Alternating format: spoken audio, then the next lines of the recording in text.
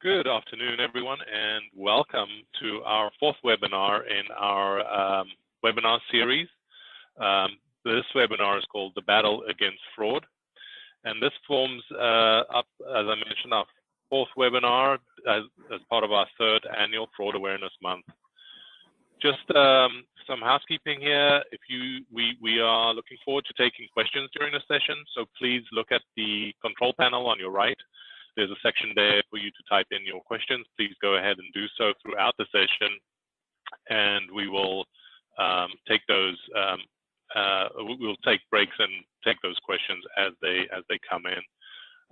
We are also recording the session, so that'll be posted out onto our websites respectively, and you can find that as well under our corp section for webinars and training.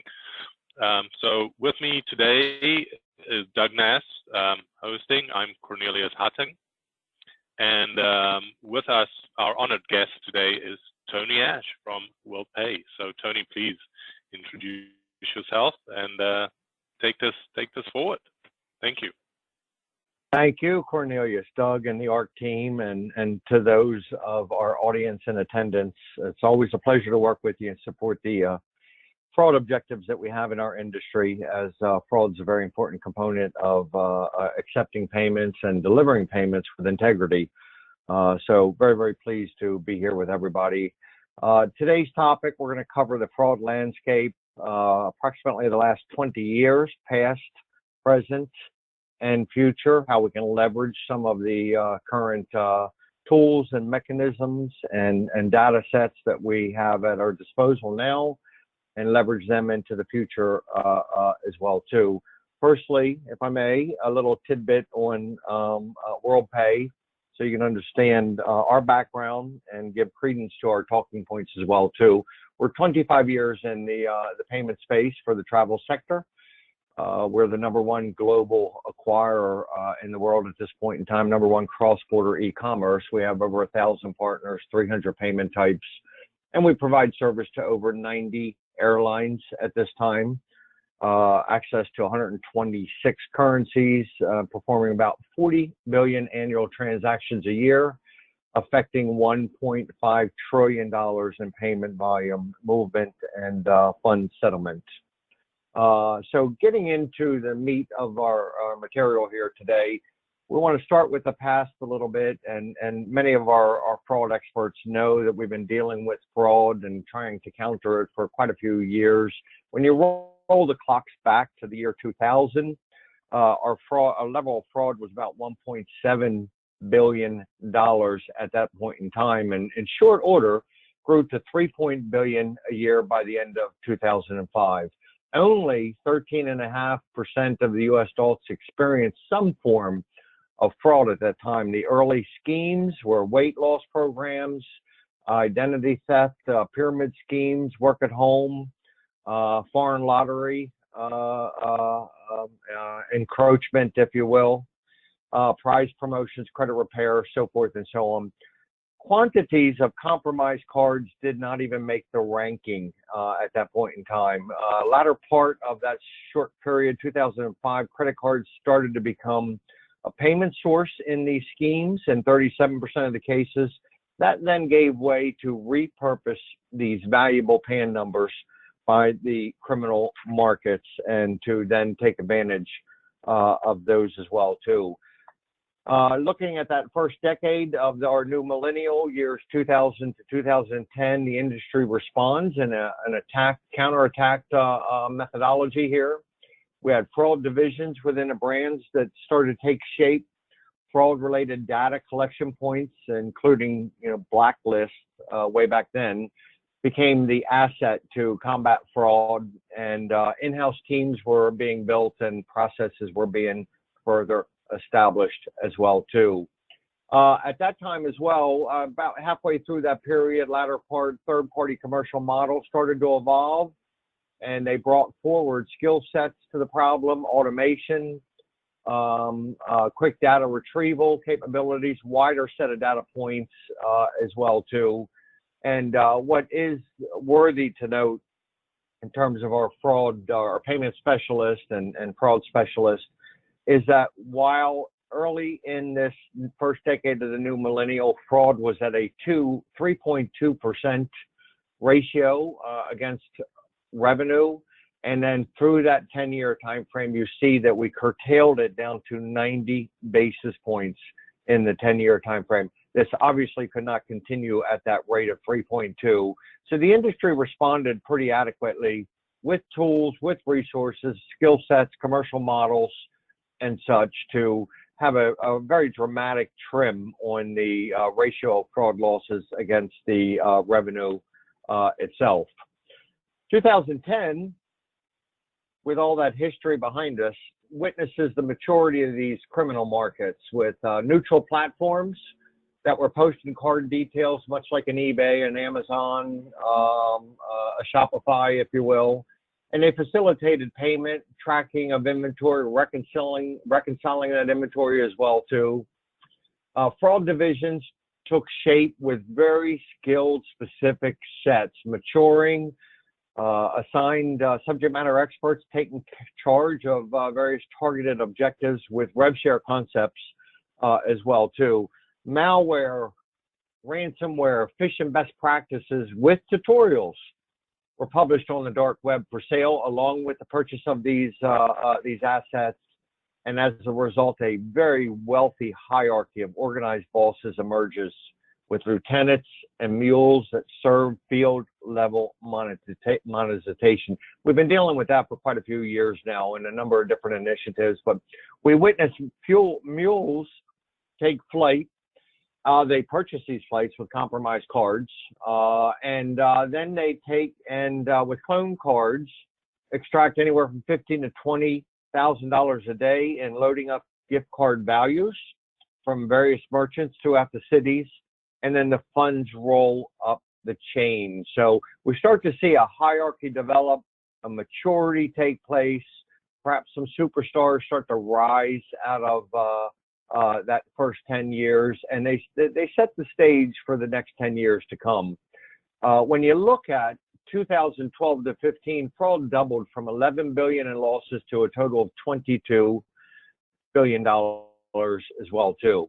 And I do want to point out that this is almost in lockstep with e-commerce retail sales. You'll see that continues to go up each and every year, just as the fraud numbers go up. But what is not running in tandem with that trajectory is the transaction fraudulent counts.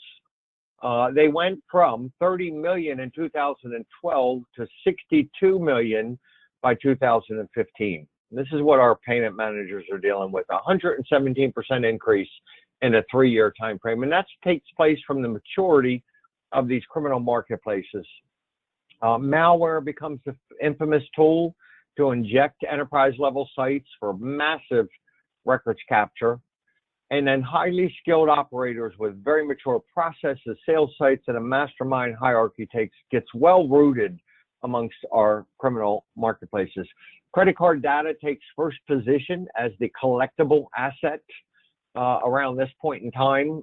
So that delivered higher volumes to the criminal markets as they injected this malware by way of bots delivery and sometimes thousands of attempts per minute across our enterprise landscape. So a lot changed from the 2010, 12, 15 that, again, we've had to respond to in various different ways that we have thus far. Now, 2015 marks the introduction of EMV-enabled cards here in the U.S. market. It was a slow adoption. I believe there was around 19 million physical POS merchant locations that required a retrofit at that time. So the adoption was slow, but it certainly did get caught up in a few years time frame. But at that point in time, that's when the card fraud tactics shifted from card present to card non-present in lockstep. So the criminal breach scheme shifted with an increase of bot delivery malware releases, and that had a substantial increase to the capture of the CNP card assets with greater efficiencies, because it's no longer humans doing this, but it's machines that are reaching in there and doing that. And they can work 24/7 when we as humans cannot, obviously. By the year end 2016, a total of 71 million credit card transactions affecting 23 billion in annual losses. So you can see the substantial sophistication of the criminal markets. And of course, we had to lift our game, if you will, as this was taking place as well, too. By 2019, card fraud reaches $24.3 billion. The number of exposed credit card records involved in 2019's data breaches is up a total of 52%. Again, as a result of the efficiency of the criminal markets, they become more sophisticated, and they're enriched greatly as a result of massive revenue intake. In other words, in the last 5 years time frame, they pulled in over $100 billion in revenue intake that they share amongst their ecosystem. And we all know they don't pay any taxes on that. So consequently, they get to keep a lot of that money and therefore recruit additional people to help them with their objectives. Between 19 and 20, it's expected that card fraud would rise by 104%. So you can see the numbers continue to increase, but they increase at a level that is exceeding our purchases online. Now, if we were to look back at calendar year 2019 itself, card volumes and values, the value of added compromised cards during this 12-month period was a total of 101 million cards that the criminal markets were able to confiscate by way of their breaches, post on sale for online purchase, whereby you have a tactical fraudster who purchased these cards in quantities of 10 or 100 or 1,000, and then they act to monetize that. The volume of sold cards versus those posted, this is a very interesting number right here, because in a card not present environment, 97.2% of the cards posted were sold, and they were sold in short order. So the funds invested by the tactical fraudsters for calendar year 2019 was a total of $763 million. Profits obtained from their field monetization action and efforts was a grand total of $24.3 billion that they took in, providing an ROI of 31.8 X factor. So you can see the underpinning and the vast financial wherewithal that these markets have, and further a reason why they're not going to go away.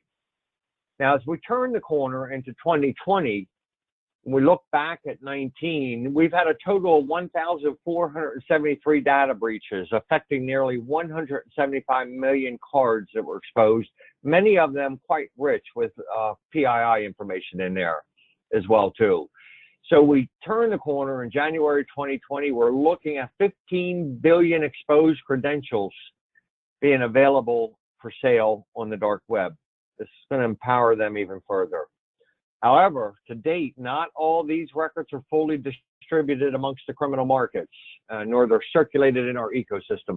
I'm of the belief, and in line with many experts, that these criminals are harvesting, and they're holding far more in the way of compromised card credentials than are showing in our ecosystem, and therefore we need to be that much more diligent come fourth quarter of this year as the holiday shopping and season kicks off.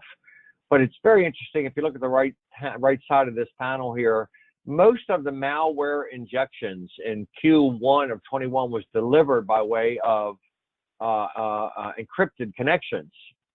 And 72% of these deliveries had a 0-day malware. In other words, there was not already a patch or a fix for this.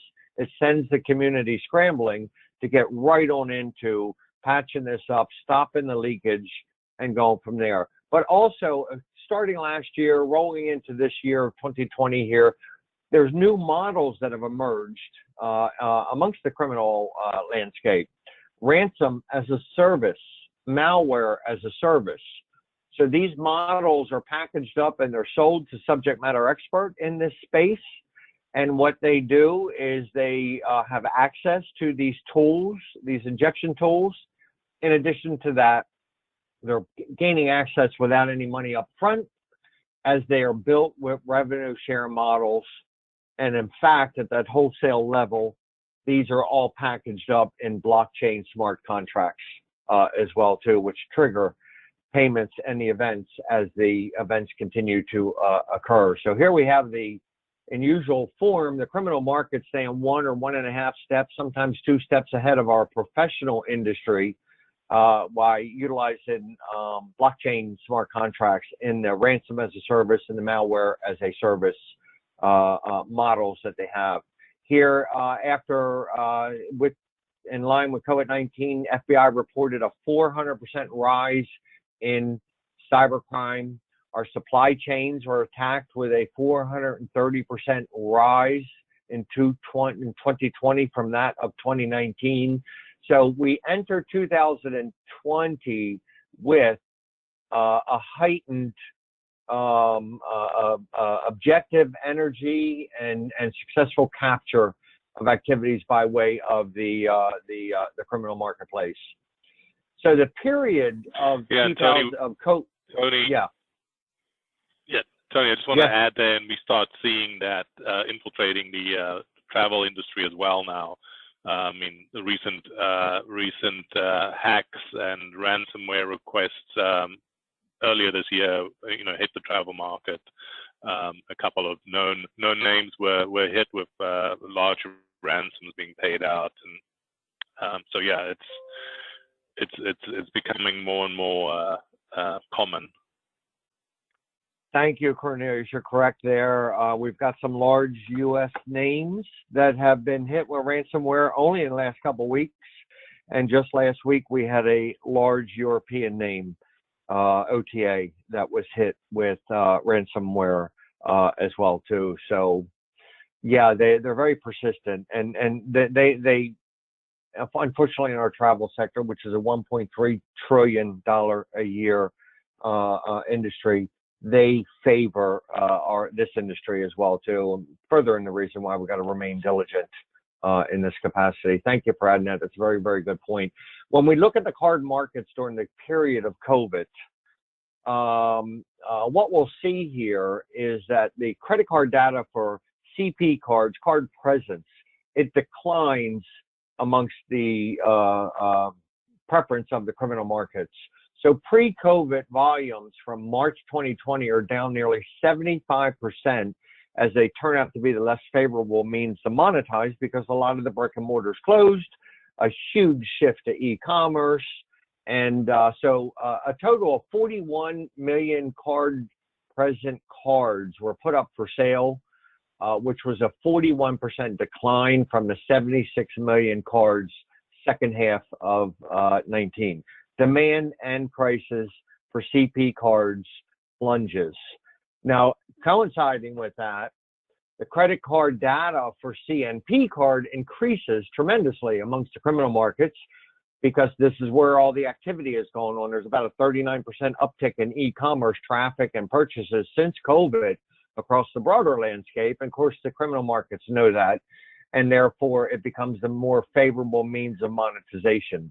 So during our COVID-19 period, which obviously we're not out of, but when it really kicked in March and in April, CNP cards are up nearly 30% as the product of choice amongst the tactical fraudsters, and demand and prices for CNP cards increase as well too.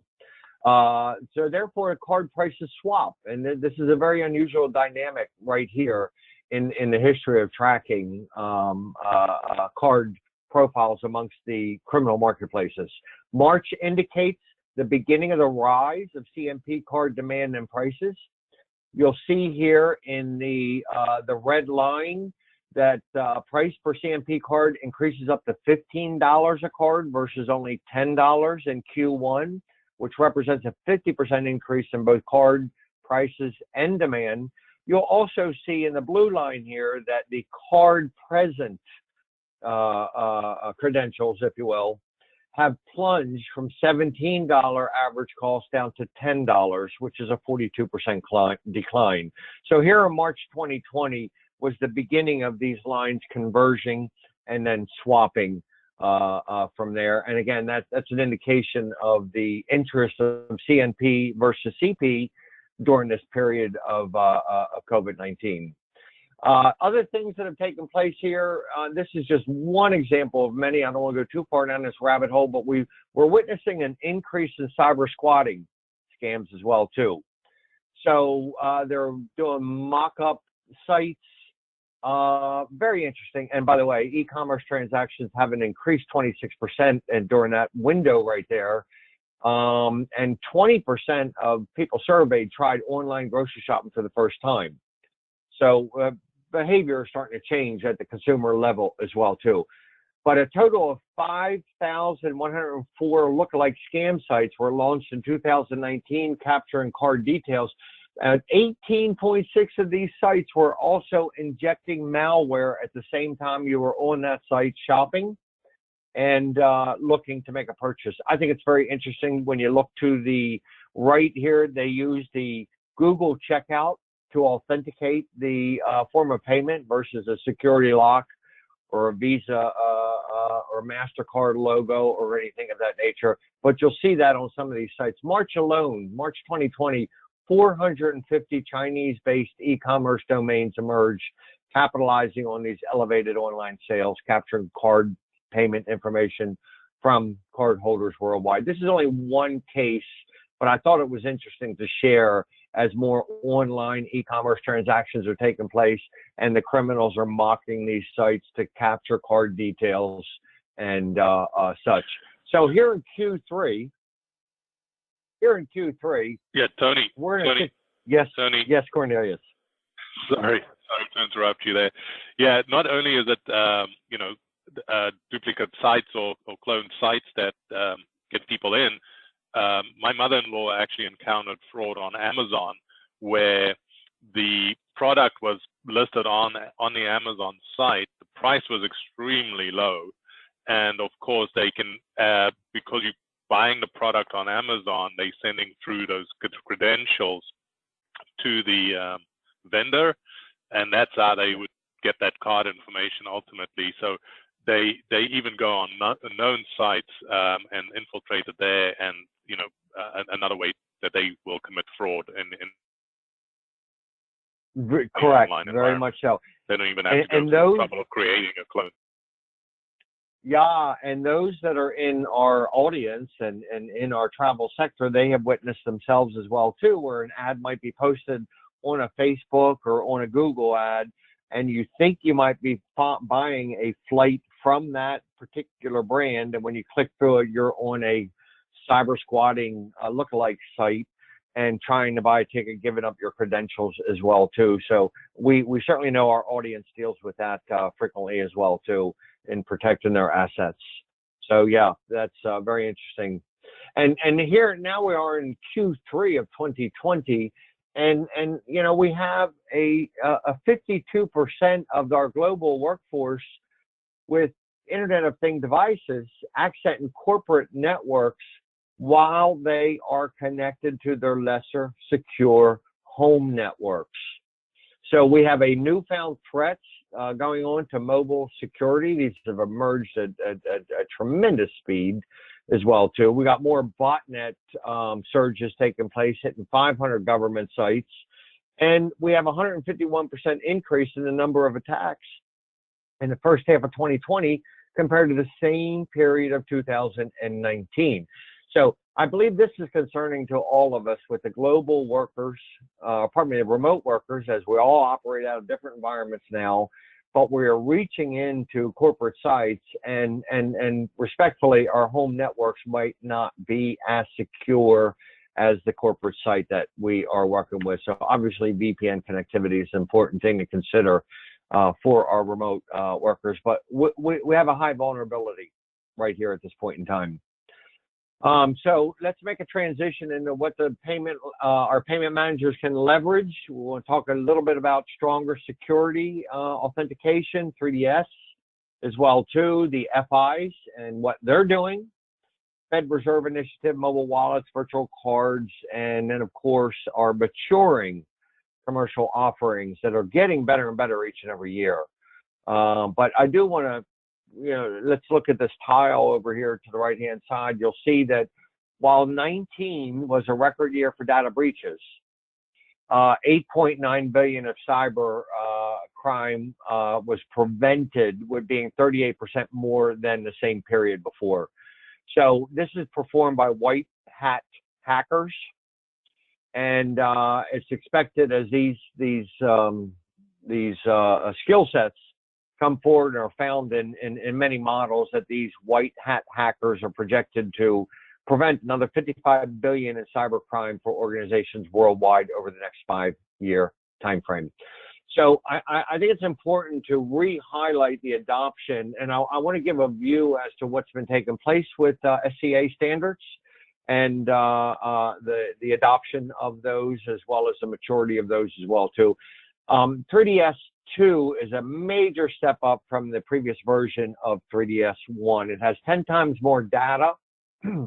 It asks of the consumer factors that the consumer already has in their possession. It might be something only the consumer knows, such as a password, PIN, signature. Only something the consumer has, being the card, that mobile phone, that wearable device, or something that the consumer is, leveraging biometrics with facial recognition, fingerprinting, and iris scan as well too. 35% of the consumers have already used two-factor identity verification, and that's important to know. Now, the one interesting aspect regarding the adoption, the path, and the maturity to 3DS is that across Europe, where it's more prevalent, soon to arrive here in our U.S. as a mandate, the abandonment is below 5% at this point in time. It's gone from the high teens down to below 5% since January, and the authorization rates has continued to improve as well too, and they're now down to 94% and continuing to close that gap to 96% as well too. What's new in the 3DS 2 is the soft decline, the architecture of the soft decline in a transaction. So if you have a transaction that is to have some of these rules in them, or an exemption, mind you, then when it hits the bank, and if it's not, the messaging is not correct, or it's missing some elements, the bank kicks back what is called a soft decline. Then the merchant recognizes the soft decline, or respectfully, the merchant's acquiring engine recognizes that soft decline and reformats that messaging, sends it back for the transaction to be successfully authorized. So it's not a hard kick. It is a soft decline given a second attempt. So I know here at Worldpay, we perform this for our portfolio, but intelligent routing architecture is very, very important, along with the flexibility of accepting 3DS 1 or 2 and routing the specific message to that issuer platform. So these are some of the things that we're going to witness in these next few quarters and years to come, and whereby 3DS is going to be much more friendlier for the merchants, for the consumers. And let me do a backdrop for anybody that has had experience before in 3DS 1, if you will. It didn't work because it was filled with friction, and it often resulted in cart abandonment. So when a merchant looked to the issuer to confirm the identity, the issuer would send a pop-up back to the consumer to confirm that identity. It removed them from the merchant page. Consumers were not only confused, they didn't like the way that it looked different, they didn't feel that safe with it. And in some instances, and by way of some surveys, it appeared that these consumers were thinking a fraudster had intercepted this transaction and taken them offline. The new 3DS 2 does not do that. So I encourage our payment managers to get a better understanding of 3DS 2 through their acquirers and their relationships. And in that spirit, we have here at Worldpay, we performed a survey of 33,000 people on how they pay for flights, hotels, travel package, ground transportation, and other categories as well too. And it's important to know that credit cards led the way in paying for travel still. And obviously that's because they are very attached to the cash back, the loyalty schemes, and so forth and so on. But out of this survey, the top payment types for flights, holidays, hotels, and ground transportation were all identified. And what we have found here is that there's a new positive trend going on with consumers responding to these heightened security measures. So we found a 82% positive response regarding two-factor authentication by of these 33,000 people that we had performed a survey on. With respect to biometrics, fingerprints clearly leads the pack, highly welcomed as the common protocol as found in many of our mobile devices as it is right now. So more than half of the population is already used to fingerprinting to perhaps enable their mobile phone or to use it with their banking application or whichever. Let me take a break from fraud, if you will, and let's go up into the skies a bit. And I do that because this data is found in our Worldpay survey and our report and available to this audience as well, too. But for a breath of fresh air, if you will, I do want to point out that 51% of travelers said that they would purchase additional services through the airline because of its convenience, and it's often linked to the original purchase that they made as well, too. 49% of travelers likely to book insurance through that very airline that they purchased their flight from, and 36% in purchasing a car rental. With respect to at the airport and on board, what we have found in our survey and in some of our solutions that are embedded into the airports and on board as well, too, 26% of the passengers are more likely to book a seat upgrade if they can pay at the gate. 29% of the passengers, and I'm one of them, who would buy an upgrade for extra leg room when on board, because it's not till they close that door I realize how tight my seat is and those around me. 27% more likely to pay for an airport transfer if they could do that on board. So I just want to take an auxiliary slice out of our Worldpay payment survey. This entire report is available to our audience. We'll talk about that at the end of this track. This is something that's very, very interesting for our broader landscape. Proactive card reissuing policies at the financial institution level. There's now embracing advanced technology and intel.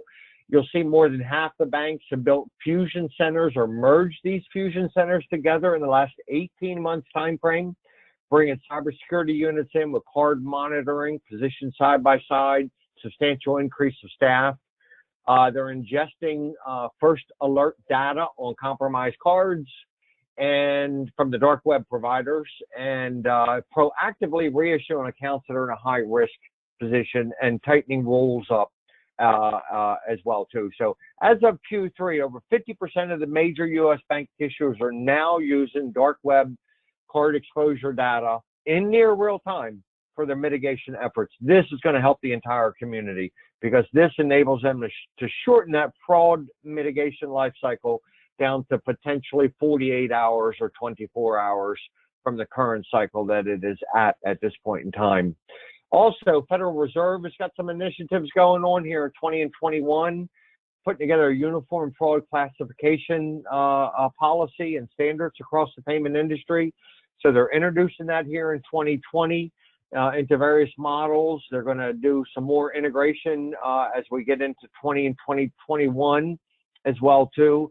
So we have that to look forward to. We did all hear, or maybe some of us did, Fed Chairman Jay Powell back in March talk about how cybercrime is the key issue that takes the sleep away. I'm pleased to see the Fed Reserve taking a more proactive position in this capacity as well too. Here is something that's very interesting, very important for our audience as well too, and that's mobile wallets. They're already embedded with a two-factor authentication as it is right now, and they continue to gain popularity amongst our consumers. We've had a 263% increase in adoption and consumer usage just over the last 12-month time frame. I believe, and others do with me, that they'll act as a proven catalyst to consumers to understand and embrace these security measures, because again, they're using their two-factor factor these, excuse me, two-factor security measures here. And then here's what's most important, is that mobile wallets have a 99.6% lower chargeback ratio than that of credit cards. And this is coming from our data on 40 billion transactions a year, where we're able to track their credit cards, full life cycle on mobile wallets as well too. So I truly encourage, with all that I have in me, that payment managers do continue to embrace mobile wallets and these forms of payment, because they come in clean, they come in with a lower chargeback ratio, and they already have their two-factor conditions associated with them. So we can talk more on this near close, but it's worthy for payment managers to leverage going forward. Virtual cards, just a real quick snippet on that, simply because of the fact that they're limited. They're impossible, really, to breach, if you will. They're designated to a specific merchant, very limited time window, and often a one-time usage. The original source card is not exposed, and therefore that full open to buy is not available in the criminal markets. And I know in my case, and many of you may have experienced, I can launch a virtual card off my FI site if I want to right now. So to use a virtual card from my bank site and launch that into an e-commerce site is going to keep the original 16 digits of my credit card and that open to buy value protected, whereby a virtual card is going to be very, very specific use and designated to a particular merchant. So certainly something worth learning more about and seeing how to leverage those. Obviously, much consumer education is required in this area. I think in 2021, we're going to witness the introduction of smart contracts as use cases here in our travel sector. This enhances data protocols. It leverages a keyless signature infrastructure. It verifies and records all elements as well too. It's a lot simpler than the complexities in the abstract that we thought we heard about 2, 3, 4, or 5 years ago. It has built-in business rules with specific spend to all players in the value chain, triggers automatically upon the execution of events, and these digital documents or ledger contracts on our blockchain ledger deliver the fund settlement automatically by way of the executed responsibilities within that smart contract. So we're going to see more of that in 2021 and 2022 in the next 3 years time frame. Perfect use case for that right now is the loyalty programs of the airline market as well too, because that's low-hanging fruit. If I may, we can speak on more on that later on as well too. We do have maturing commercial offerings taking place. So AI and machine learning is getting better and better. We've got cumulative amounts of historical data. Let me backtrack for a minute. We talked about all the data points, 3.2 billion data points that the criminal market has on us as consumers. We have a tremendous amount of data points on them as well too. So shared databases, biometrics, other forms of checkpoints found in maturing and expansive commercial offerings should help us moving forward as well too. In summary, I would say that one good thing about the trends that we saw, the counteract that we provided right here against the backdrop of the U.S. remaining the most targeted nation with respect to card fraud. Across the industry, there is a 72 basis point loss ratio from card fraud. However, card fraud in the airline space is at 1.2. So you can, and here's a very interesting dynamic right here. Respectfully, airlines headquarters, direct booking sites, while they have a good budget, good screening processes, good staff, the net ratio on fraud losses is only at 30% in that area. By the way, manual reviews are down now too, as low as 5.4%. Asia running the highest at 35.5%. But what's also interesting in here is that when you look at the 30 basis point loss netted from the sophistication of an airline headquarter website, versus the high ratio of that of travel agents, consolidators, very little in the TMC market, but mostly travel agents, consolidators. I think there's a gap here that has an opportunity to be filled. And I think that ARC Risk Check is a good starting point as that model matures further, help this sector out, because respectfully, travel agents and consolidators deliver 31% of the revenue to this ecosystem. However, they are the least served, and I believe attention is warranted in that area. And that's all I have at this point in time. Time for Q&A, Cornelius. All right. Yeah. Thank you for that, Tony. Let's see if we have any questions. Let me just open this up.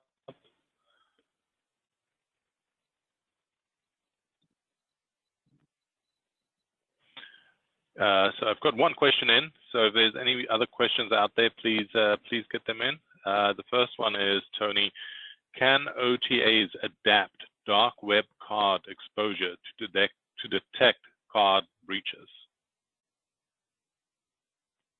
Can they adapt the dark web again? exposure? Yes, the second half in particular, please. Yeah. Can OTAs adapt dark web card exposure to detect card breaches? Well, so suppose, can they? Yeah, I think, and I'm going to roll back to, if I may, please, I'm going to roll back to here.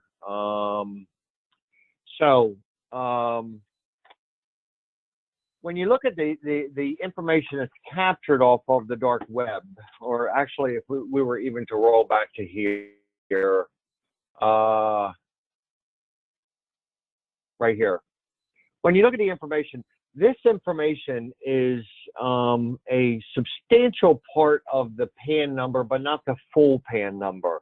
So as this raw information with its characteristics is presented over to the FIs, they have the ability to do matching processes, flag that card, and then put rules around that card, or potentially reissue as well too. When an OTA takes in this data without it being fully matched by way of the FIs, then they are missing a few very important digits. So it can definitely increase their fraud scoring factor to indicate that this card is at a higher risk than this other card. So, pardon me, but the short answer is yes, incrementally, it can help the OTAs in that area by ingesting this raw data as extracted from the criminal markets to help them factor into their rules engine and their approach to screening. Right.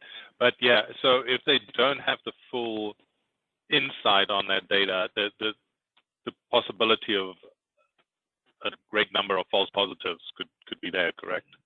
That is correct. And if you start, even if you think about the fact that 6 numbers of a PAN could be missing, that's an astronomical number right there that could potentially trigger a false positive. However, what it can do, when you're seeing most of those digits, you're seeing the zip code of that consumer, you're seeing the expiration date, in some cases, unfortunately, PIN number, and other pieces of data. When you marry that into their databases, that can help give them enough intelligence to say, maybe this one is a score of a 75 versus a score of a 65, and then continue to apply other fraud rules and screening processes to that particular transaction.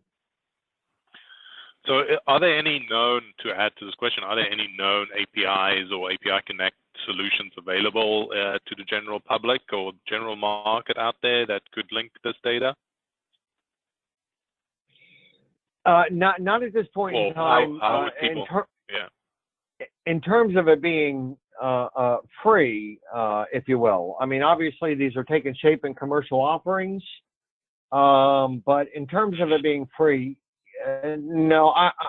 If I may be so bold, I think that in the next 5 to 7 years time frame, that potentially collectively we can have an extremely rich global data fraud base that can be either minimalistically commercialized or available to our audience in some way or another. There are such models that take place in Europe and various places, but if you think about it, there are so many commercial models that have these strong skill sets that just really perform better than other brand names, and they're fractured in the manner in which that they are implemented into some of these commercial models. So maybe it'll be the feds that can help start that initiative. Maybe it can be another form of a mega commercial model, just like we have a mega search site for airline itineraries or hotels. But in this day and age, I'm afraid to say that, proprietariness would be the reason for holding that back at this point in time. Okay. Yeah, thanks for that insight, Tony. Any additional questions out there? I think there's a lot of data to digest there, and some great statistics and historical reflection there, and to bringing us to where we are today. But if anybody has any more questions, yeah, please get those into us. We have about 10 more minutes to go, and we're ready to ask your questions. We'll hang in here for a few more minutes. Yep. I got a question or an observation for Tony. Is so the last slide that you were looking at is very interesting, but it's for the 2019 timeframe. Is there any? Have you guys have any preliminary data for 2020 and the? I would suspect that we know or we believe that the hacking continues. The malware is continuing. Data sites are breached. So these hackers are continuing to harvest the credit card numbers and all the PII. But I suspect they've been rather limited in being able to monetize it, because especially for our industry, when sales were down 80, 90, low 90%, that means they're sitting on a lot of harvested credentials. What do you see? Yeah, what do you see is going to happen when things slowly? Well, they are slowly opening now, but in a few more months, maybe in the spring of 2021, when maybe there's a vaccine out there, how crazy do you think these guys are going to be pushing this? What they've been harvesting over the last year? Well, yeah, and think of it as data does get stale, as we well know. So I think that's a great question, Doug, and it does set the stage for this fourth quarter here. I believe that we're going to have a surge of compromised card usage here in our fourth quarter. It will definitely lift right after Black Friday, after Thanksgiving, as the shopping season starts. However, the shopping season seems to be getting wider, opening up more and more, even earlier than that of Black Friday. When you look at the 32% lift in e-commerce, you look at people trying sites and services that they've never used before as well, too. In fact, there's an 11% uptick of U.S. consumers using mobile wallets post-COVID than there was pre-COVID. So consumer behavior is certainly changing in this area. I think that when we get into the fourth quarter, we're going to see a surge of these compromised assets hitting the market, and therefore capturing much in the way of revenue in that area. So to answer your question, yes, they're sitting on this data, they're harvesting this data. It has not yet made it to our ecosystem, and in effect, what we're going to see that in the next 60 days, 90 days time frame, and we're going to feel it at that point in time. So being diligent is very, very important as we move forward in these next few quarters.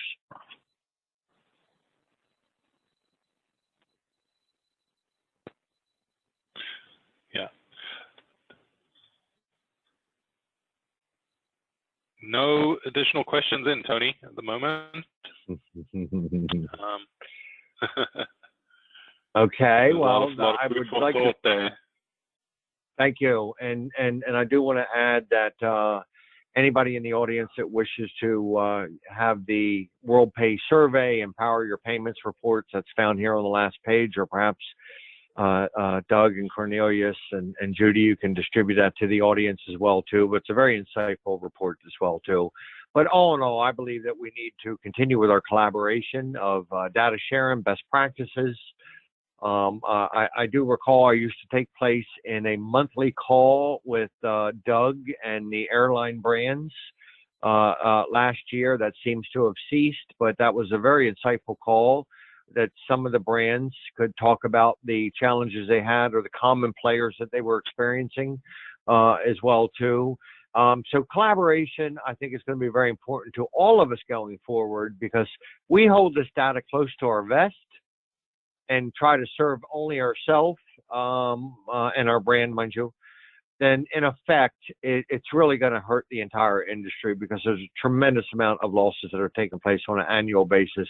And together as a team, collaborating effectively, we can curtail this to some degree. And we can only do that if we get rid of some proprietary mindset and get engaged in data sharing. Yeah, I totally agree and echo what you say there, Tony. I think that's the whole premise of the ARC risk check environment, is that collaboration aspect. Of course, ARC in our fraud alerts, we share a lot of our information out. Of course, we also take a lot of information in from our agencies through our stopfraud@arccorp.com email. So and we do get a lot of input from the agency community and both the airline community through those channels, and of course we use that platform to build out and share that information with the rest of the ecosystem there. But yeah, it's been our driving factor for the last couple of years, is around collaboration, and then you hit it right on the head there, and that's the only way we're going to be able to continue supporting the industry, and of course, prevent fraud. I mean, we're not going to get rid of it, but we're going to be able to get slightly ahead of it, or at least stay a foot ahead of it. And there's always going to be one that's going to suffer, but it's the rest of the infrastructure or the community that benefits from that one breach. Agree. Agree. And yeah, an advocate of that, and I will always be an advocate of that. You do a great job at the ARC team for what you do for our industry. We thank you, and I'm honored to work with you here today, and all that we have done in the past, and have to look forward to a moving future. Absolutely. Always a pleasure, Tony. Well, we're coming up to the hour. We have no more questions. So I think we will close out the webinar. And again, Tony, thank you for your time and putting all that great information together. I love the transition from the history, which we've all somewhat lived through, and where we are today and what the future holds. So much appreciated. Thank you. My pleasure. Thank you to everyone who attended, and look forward to seeing you as our circles hopefully will open up at some point in time. We all get together face to face in the next year's time frame. Absolutely. All right. Thank you, everyone. Have a great day. Bye-bye. Thank you.